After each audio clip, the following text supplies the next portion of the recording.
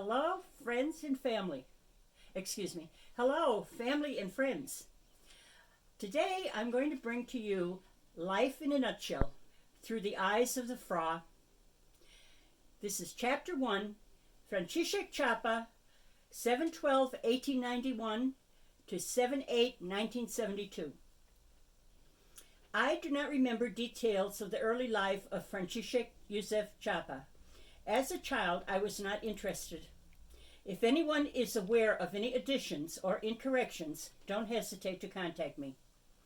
The attached wedding photo is of Frank's sister Julia and family members. The thatched roof is interesting, proving poverty and pride in appearance. Frank arrived in North America in 1910 during the Taft presidency. He is listed age 19 on the manifest of the SS Montfort, sailing from Antwerp on September 7, 1910. He became a naturalized citizen on September 28 of 1928. A large American flag flew proudly on our front porch on every national holiday. There have been many different spellings of Frank's name. My money is on C-I-A-P-A. This spelling appears on many of the oldest documents. Frank lived in Westville, Illinois, Moundsville and Wheeling, West Virginia, Dilly's Bottom, Ohio, Taylor, Pennsylvania. He held various jobs from doll salesman to coal mining, bituminous, and anthracite.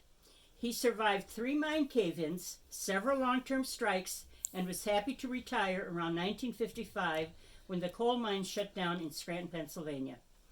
My mother very vocally disagreed with him being a proud member of the United Mine Workers Union of America.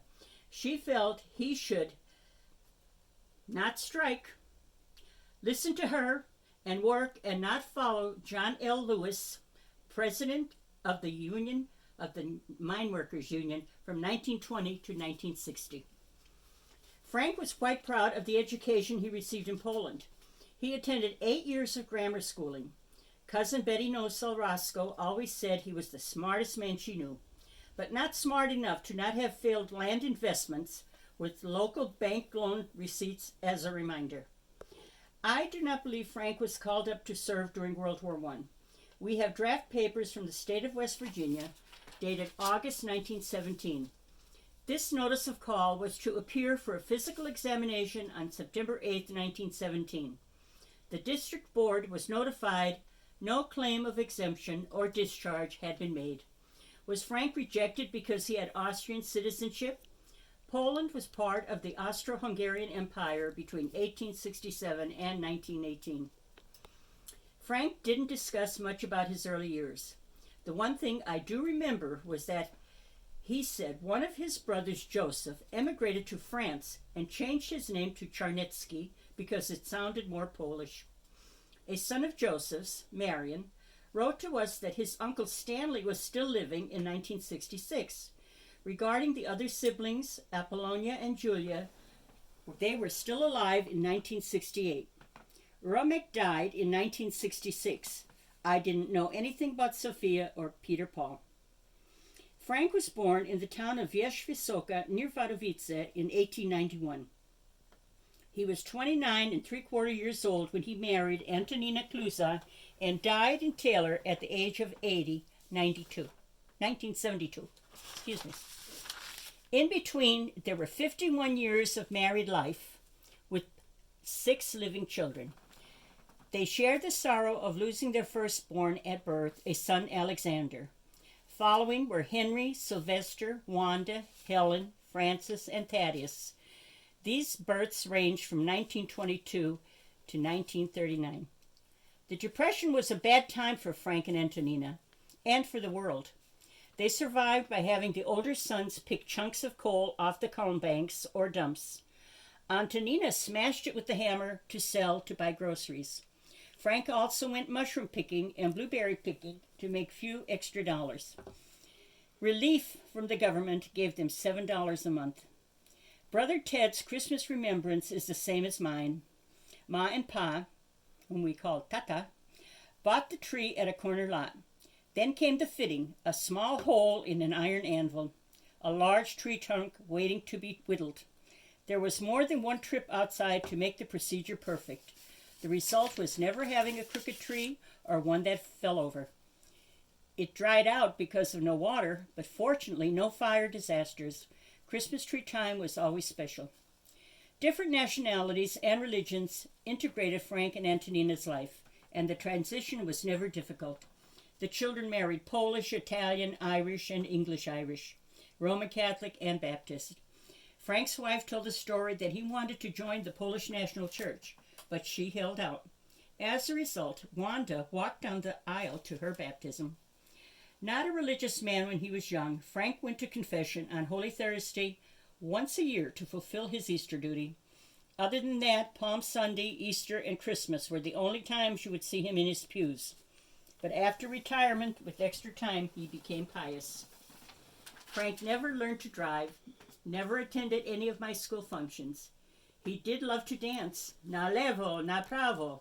He did love his shot and a beer, many times to excess when he was young. Not so as he aged. Smoking Lucky Strike certainly didn't help his black lung disease.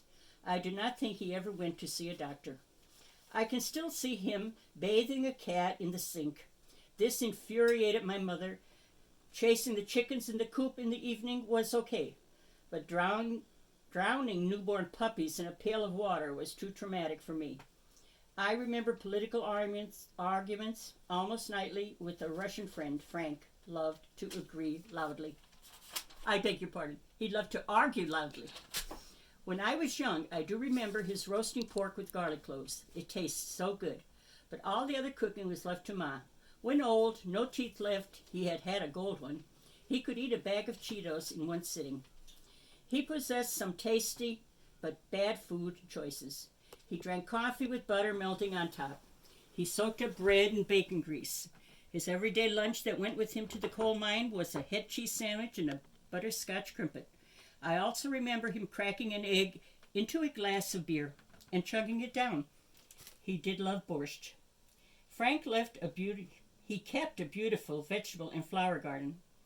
Colorful zinnias and gladiolas were his flowers of choice. He planted tomatoes, beans, carrots, radishes, onions, corn, celery, and yes, of course, parsley.